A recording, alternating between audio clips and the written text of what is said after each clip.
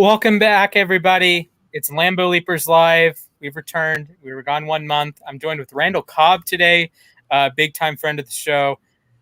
What a time to be alive, Packers fans all across the country. I know there's a lot of them. How are you feeling there, Alex?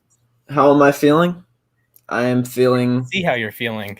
You know how I'm feeling, baby. But this is where we are now. What did I say? What did I say? Oh, What did I yeah. say? Here we go. Aaron Rodgers will play week 1. And not only that, he's here now, and he's here for camp. So, What a yes, time. I'm feeling quite good about myself and the team. So, very good. Absolutely, yes. Shout out to, I think it was the May 12th episode of Time Out With You Stadium that I went on. Nick was off for like some softball game, I think.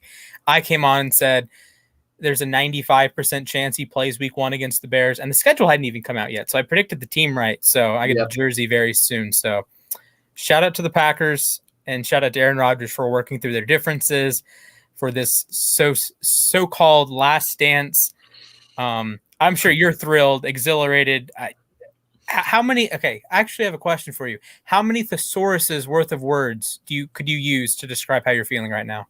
Well, look, I mean, it's a great feeling. I mean, just to see him in the uniform today was like, I'm taking everything with so much, like, just I'm really, really focusing on just, having him in the uniform this year.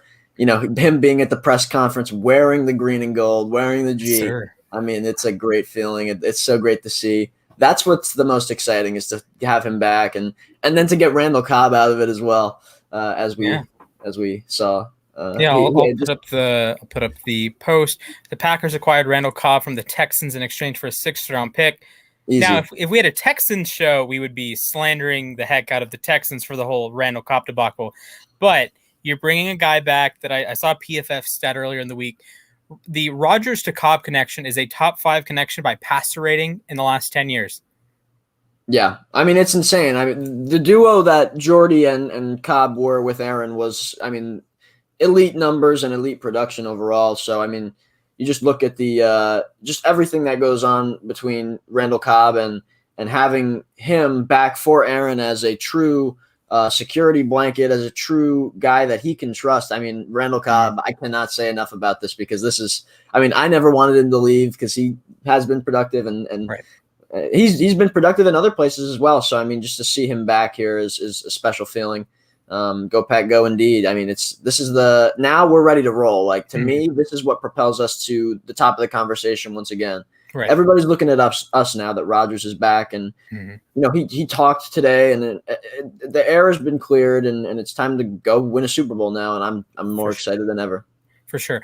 And what's standing in the way from Tampa running it back, Green Bay running it back, and then we have a mid-January game, maybe at Lambeau, maybe at Ray J. What's stopping us from seeing that?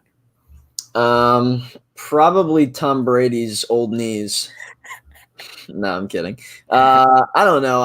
I'm trying to. I mean, yeah, I don't see. The Rams are a conversation piece, but I mean, Stafford's had some elite offensive talent over the years, and they haven't been able to do anything. So, but of course, this is a whole new ballgame for them. The Rams are much better, but I think it really just has to be Rodgers playing at a high level, doing his thing, and then of course.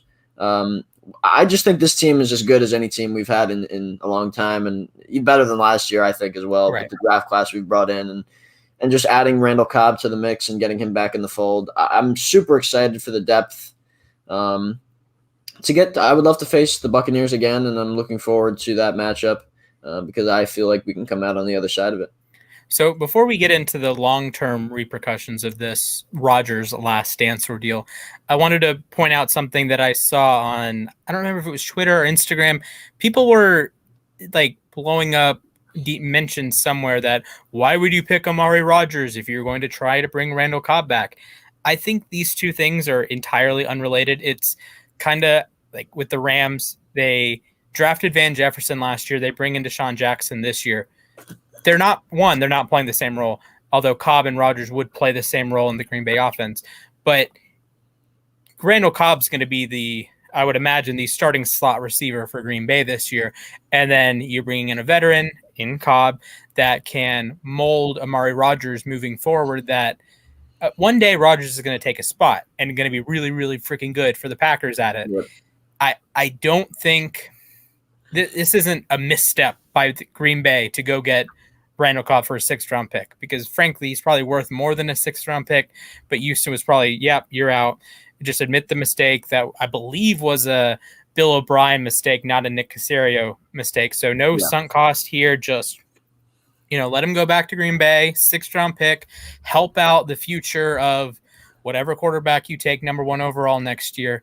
So I think it's a good move from Green Bay. Houston, screwed up the original contract, but it was good to get out of it. So I'm excited to see Cobb back in Green Bay. One of the first fond memories I have of watching Green Bay was Cobb's debut, 2011 against the Saints. Thursday Night Football, he took a kick return, 108 yards. One of the handful of Packers games that I can remember exactly where I was that night. Yeah. So, love to see Cobb back in Green Bay, and I'm sure you're thrilled. I mean, it just changes the whole wide receiver room. I'm so excited to have him back. I just think this is, first of all, we can get into what the Rodgers situation is all about kind of right now, but I think this Cobb move, I mean, they moved on from him, 2 years ago, and to have him now brought back when really not displaying like he could play at the same level he was in Green Bay, but with Rodgers, there's a possibility that could happen. But the front office is, I think this is the first true sign of them indicating that they are open to listening to Rodgers. And when he demands something, or when he truly wants to play with somebody, now I think they're understanding that. I think there was just a lack of communication, and now that they've found that, and hopefully they start to listen to what he has to say. And I love the moves they've made this offseason for the most part. Specifically, obviously, they didn't make any free agency moves, but the draft and now bringing in Randall Cobb, Devin Funchess coming from free agency. I mean, those guys, I expect to be big contributors to the football team in 2021, and I think this is exactly what we're looking for to take that next step. I am just really excited about that, and let's talk about the way that now Aaron Rodgers, what does it mean for Randall Cobb to now be a Packer? Well, it doesn't even have as much of an impact in terms of the on-field aspect. I think the more important part of it is that now Aaron Rodgers, at least there's evidence that he now can look at and say, well, they've listened to me once. And for sure. The front office has done that. So I feel like that's a step in the right direction for not just, a last dance, but maybe a long-term scenario. I still want to see him finish in Green Bay, and a lot of Packers fans do. And he mentioned, he's not going to shut the door on that for sure. I think that this could be the step in the right direction if he continues to, him, Adams, and other players, because he's not the only one that feels this way.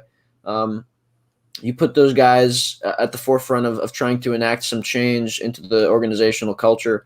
I feel like that something can come out of this where Rodgers, Adams are all back, leading the player-led movement of the Green Bay Packers and getting back to the Packers way that really it's about the people, like Rodgers said so many times, where the Packers way, which involves the people who make it all go, as opposed to the corporate structure that it seems to have become over the years. Absolutely. And I'm going to transition us a little bit. Aaron Rodgers spoke for 5, maybe 10 minutes today on NFL Network. It was very, very candid. He aired out all of his frustrations, and he said that it's not really animosity, I guess, between the Packers and Rodgers, because the Packers paid him a lot of money. That was a paraphrase quote from Rodgers. Yeah. But that Rodgers still wants to play, still believes he can play. Very, very different, a little bit different from the Favre situation back in 07, 08. Rodgers wants to play. Rodgers thinks he can still play, and he just let it all fly today. So what are some things you found interesting, enlightening, and what does it mean moving forward? Well, for both of us, he's joined that long hair club that we've been it's a very exclusive club, the long hair club, the flow club that you and I are both in. And now Aaron Rodgers can be welcomed into that club. He's kind of able to grace that club with his presence. And welcome, Aaron. Appreciate you coming. So now that's the main takeaway I had. But in all seriousness, I definitely think I'm just excited because to hear him talk, to hear him say that he wants to be here. He said the words, "I do want to be in Green Bay." I mean, right. that is powerful to any Packers fan to hear that kind of thing from the guy who you weren't sure whether, with the stuff that Adam Schefter was going around saying, guys that you're supposed to trust in this media world, like Rob Demovsky of ESPN, Packers reporter, saying there's a 5% chance that Rodgers comes back to the Packers. I mean, Adam Schefter saying Rodgers will never play for them again. Over and over, it's just over and over, these people with their agendas and trying to get clicks. And the true understanding of the situation, which I feel like I had a high level of. I've talked to many people, including close friends of Aaron Rodgers, many close people to the situation. I feel like I had a good understanding of it. Something in my throat. I just think that now Rodgers being back, we know and understand what the situation was, and he came out and said a lot of the things I expected. So to me, just hearing him say things like he's excited for the season, he's ready, he's all in. Let's win a Super Bowl, and I don't see him leaving after winning a Super Bowl in Green Bay. So they say this last dance thing, but if the last dance comes out to the way they all desire, they're going to run it back. I mean, this is all Rodgers. Sure. This isn't the thing where Rodgers is on his way out. To me, first of all, it all hinges on Jordan Love, and if he doesn't, I mean, yes, he's had moments, but he's also had bad moments. So we're not sure exactly if he's ready to take the reins, and I don't think the Packers are ready to completely hand over the reins to Love after this season.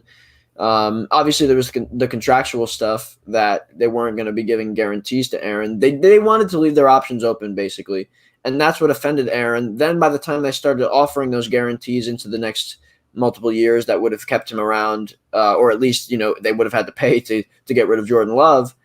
Now the Packers don't have that. They're going to have to look to it'll be either a trade him this offseason or probably a long-term thing with the Packers. So we'll see.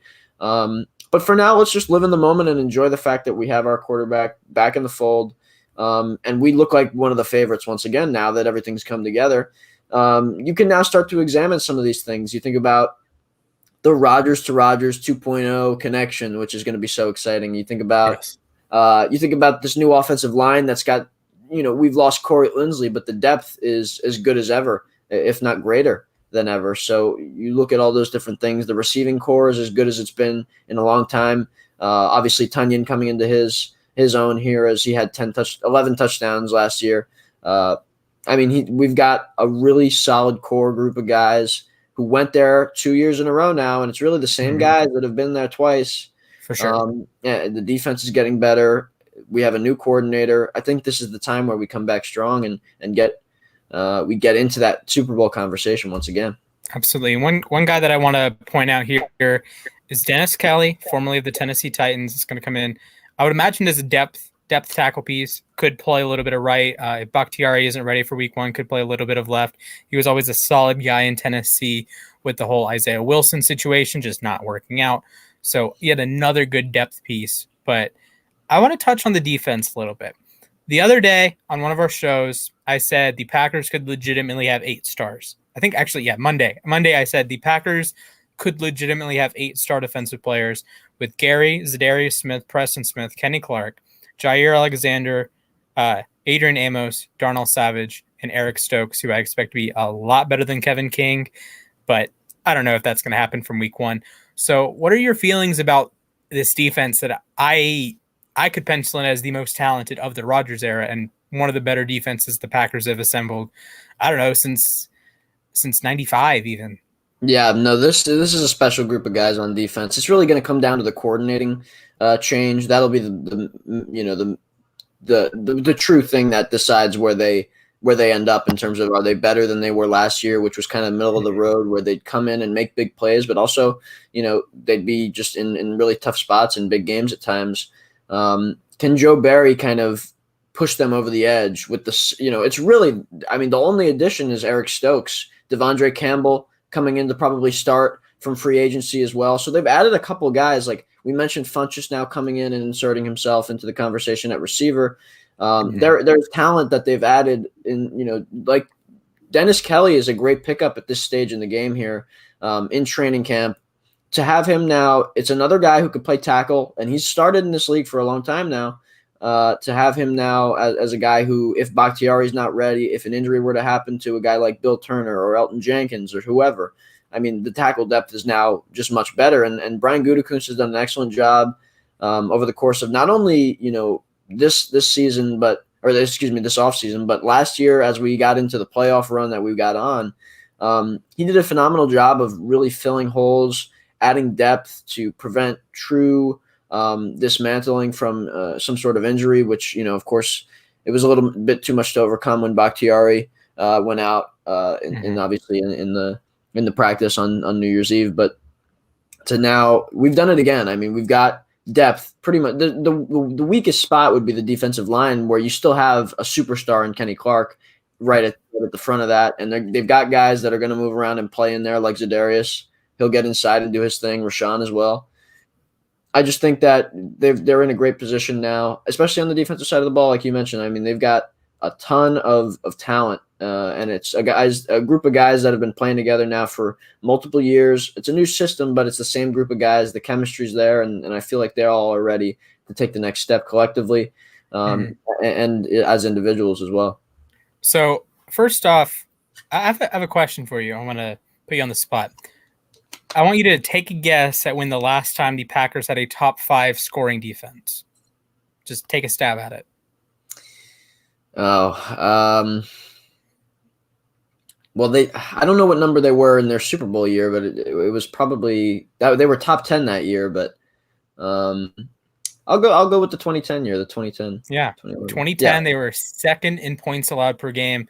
Yeah, and I don't know if this is a hot take. The Packers will be top 5 in both scoring defense and total defense this year. And I like the sound of that. So all offseason, I preached when I would write my articles, when I would talk on U Stadium, I preached the Vikings will win the division. The Packers are going to win it when it matters. This is what I preached with the Saints and the Bucks last year. The Saints are going to win the division, but the Bucks, when it comes down to it, they're going to go into the Superdome and win. Yeah, but I'm back on the Packers are going to win the division train. I was there last year hesitantly because I didn't think you guys were very good in 2019, with all due respect. I'm back on the Packers to win the division, so congratulations. You swayed one of us. This could be a 13-win team again, a 14-win team again, and this, if there was a Packers team that would be incredibly well-rounded and look like, say, the 96 Packers that led the league in scoring and scoring defense, this is the year. This is the year I think all of the pieces on defense come together. Last year, statistically, was pretty solid. 13th scoring defense, 9th in total defense. Of course, the offense was crazy. Led the league in scoring, 5th in total yards. We might get one of those years that only comes around, I don't know, every decade or so. We're talking 07 Patriots leading the league in points scored and points allowed. The Packers have the best chance to do that. Maybe Baltimore. I guess you could have the argument there that Baltimore's always whatever. But I would, if I had to bet on it, I'm saying Packers. I think the Packers are going to end up with the top 5 scoring defense. And I'm thinking multiple All-Pros, 4 or 5 guys on the Pro Bowl roster. And that's just on the defense, offensively. While I am a big proponent of MVPs don't repeat, Patrick Mahomes took a dip, Lamar Jackson took a dip, Aaron Rodgers might be the guy that just, has an even better season. 50 touchdowns could be in play this season. 5,000 yards could be in play this season. This could be that Packers team that wins you a 5th Lombardi trophy. Yeah, I mean, you said a lot of great things there. I think the one thing you mentioned, the fact that when you look across the landscape of the NFL and, what team could be that number 1 scoring, like you just said, top 5 on both sides of the ball. Green Bay is certainly in that conversation. I think the Tampa Bay Buccaneers could be in that conversation. You mentioned Baltimore. Even Rams, the Chiefs, the Rams, those are all good teams. But I think when you look at Green Bay, the way they played last year and the fact that they've gotten better, and I feel like I can definitively say they've gotten better this year. Even with the loss of Corey Linsley, they're going to be better than they were last year offensively from a talent standpoint. Will they be the number 1 scoring offense? It's possible. Again, it's certainly possible. It all hinges on what Rodgers is able to do. But why should we expect him to slow down at this point? Especially now, he's probably got another chip on his shoulder. But because he's now a lame duck quarterback once again. Mhm. Going well, not lame duck, but he is now in a situation where his future will be evaluated on a yearly basis. So, um, I definitely, yeah, right. I do think Rodgers has a chip on his shoulder. I certainly think that he usually does, but after playing at an MVP level last year, the more he plays, if he truly wants to be in Green Bay or wherever he wants to go, if he wants to get paid, if he wants to get out, I mean, all these different things, like he's going to play at a high level and show that he can still do it because people are still doubting him across the NFL. People are still making up lies about him as a player, as a person. We saw it all offseason, and now all of that is over. Adam Schefter can cry. All the Skip Bayless can cry. Whoever else wants to cry, come join the party and cry me a river, snowflake, because Aaron Rodgers is back. And there's not much else to say. I mean, For we're sure. moving on with, we're going to leave all those guys in the dust, and we're going to go win a Super Bowl and kind of swim in their tears at the end of it. Absolutely. So, just a couple things to wrap up. When Aaron Rodgers inevitably leads the Packers in passing yards, that'll mark 29 out of 30 seasons that the Packers were led by a Hall of Fame signal caller. Let's put that into perspective.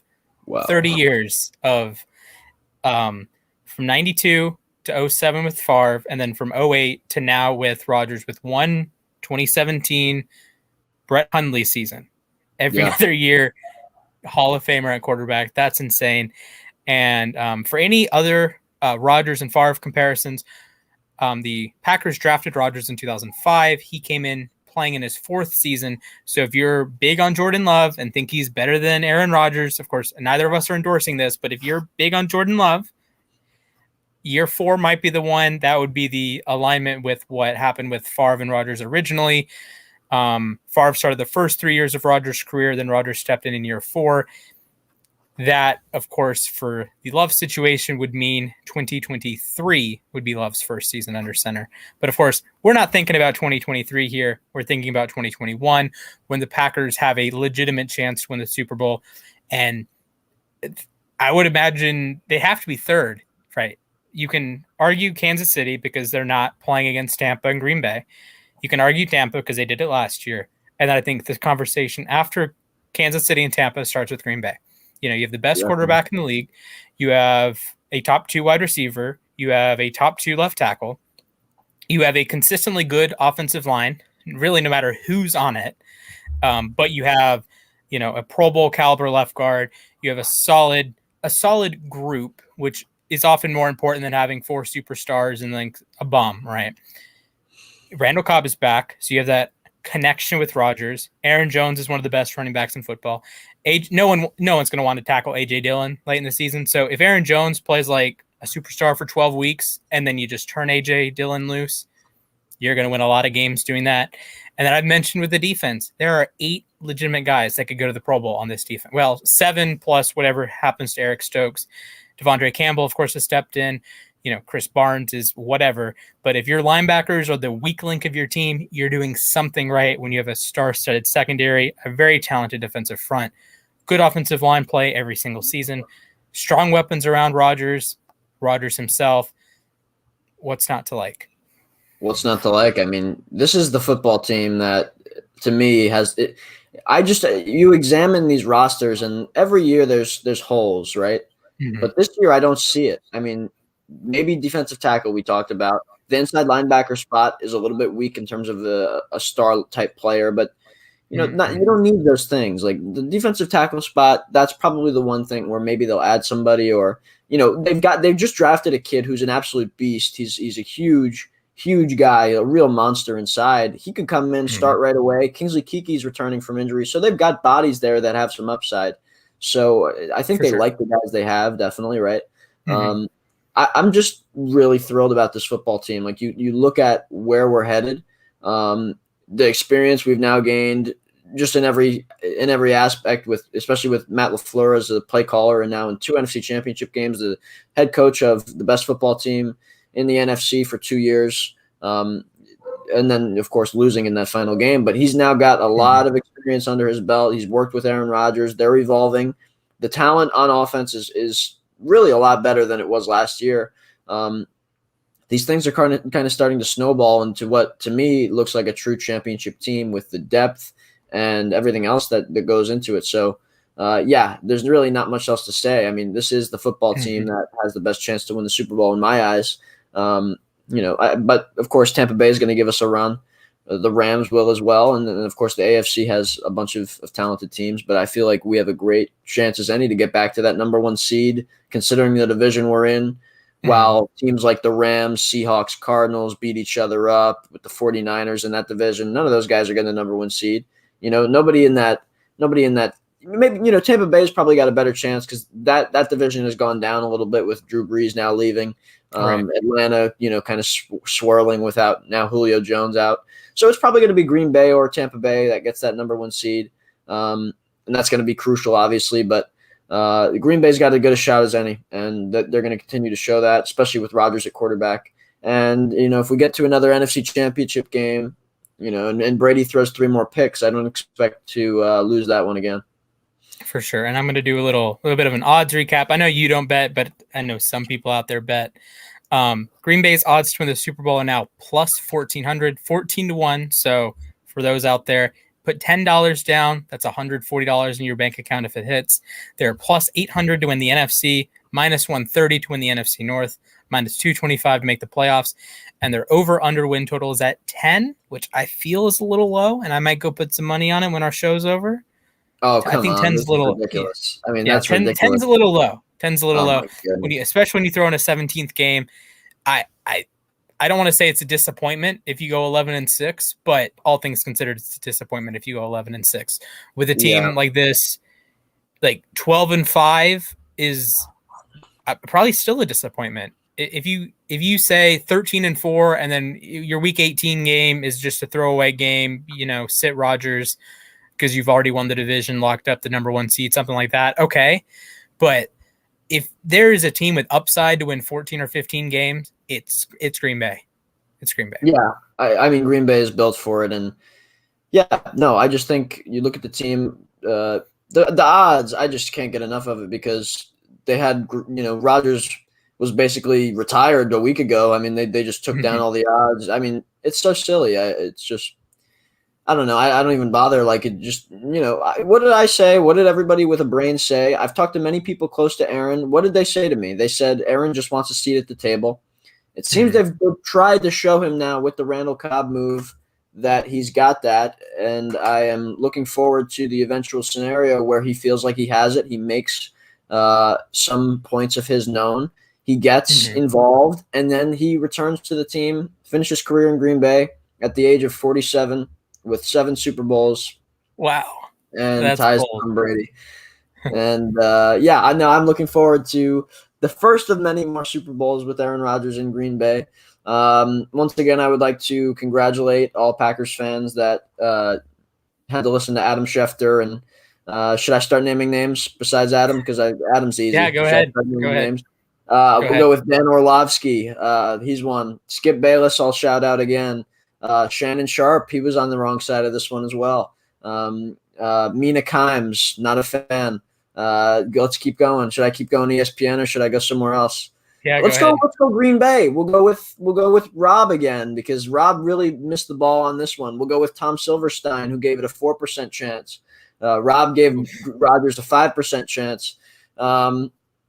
Who else? I'd like to say Jason Wilde. Thank you for kind of staying down and predicting a lot of these things with the avoided year of Rodgers' deal. He was very in tune with what was going on. Jason Wilde of ESPN Milwaukee. So you've got a lot of people. I could continue to name names. I would like to thank all Bears fans, Broncos fans, Vikings fans, and Lions fans for their support this offseason. I would like to thank all Tampa Bay Buccaneers fans as well. Chiefs fans, everybody in the NFL, I would like to say thank you for the tears because now we're going to be swimming in them and we're going to be holding the Lombardi Trophy at the end of this thing. So thank you to everybody. It's been a fun offseason of pretend, and now we're going to get to the real stuff, and that's winning Super Bowls. And Aaron Rodgers is ready. So, expose them. I don't want to go too deep into it because it'll be, then I'll start making enemies. But Yeah, I would like to thank David Vanderveen, a good friend of Aaron Rodgers and a close friend of mine now. And he's kind of, walked me through some of the thoughts of Aaron Rodgers throughout this whole thing as well. We've had plenty of conversations. Dan Orlovsky, yes, he's been great. Mike Greenberg as well. Thank you for your work in furthering the Aaron Rodgers situation. Ian Rappaport, I would like to thank truly because he was on the ball the entire time while Adam Schefter continued to say that, first of all, Aaron Rodgers is never playing for Green Bay again. And then second of all, if he's too dug in. He's too dug in. Did you ever hear about that? How he was too dug in? Yeah. He was too dug in, remember? Sunk cost fallacy right there. Aaron Rodgers is so dug in that he's telling people that he will never return to the Green Bay Packers. Just wanted to let you know that. I would like to thank Charles Robinson of Yahoo Sports for saying that Brian Gutekunst was demanded to be fired by Aaron Rodgers. I would like to thank him for that and saying that he would not return to the team unless Brian Gutekunst was fired. I would like to thank him for that, certainly. I would like to thank Ty Dunn. He was another one of those guys who was praying that Love would get to start this year because he's such a big Love fan. Jordan Love, big Rodgers hater over the years. He's written many smear campaigns on Aaron Rodgers for Bleacher Report and many other sites. I could keep going. This is about this is as long as Rodgers' candid answer from today's presser. But I would just like to thank all of you for an incredible, stress-filled offseason, which is now ending in celebrations and a lot of fun. And it will end in more celebrations as we approach this season with wins and wins and wins and wins and wins and wins and wins and Super Bowl championships, which I look forward to being a part of as a fan. For sure. And I'm going to wrap this up. One question for you. I'll plug everything else, and then one question. We'll wrap it up. Make sure you follow the stream, like the channel. We push more stuff out like this every week, actually even every day now. And then we're making the push towards daily content. So rest in peace, my sleep schedule. Make sure you follow U Stadium on Twitter and Instagram. Make sure you follow Alex is Lambeau.Leapers on Instagram. Make sure you download the U Stadium app so you can bask. Randall Cobb follows me, by the way. So hey, that's Randall Cobb follows me. You should too. So absolutely. I'm sure everybody that's watching follows me, but make sure you follow me because Randall Cobb also follows me. So take care of that. For sure. So before we wrap this up, I have one question. I'm going to answer with one number. Regular season only. How many wins 17. do the Packers in the season? 17. Okay. 17. Okay. 17. We're winning it all. All right. So I'm going to go put some money on it. 17-0 and win the Super Bowl. Yep. All right. With that said, guys, we will be back very, very soon with another episode of Lambeau Leapers Live. Thank you guys for watching. Peace.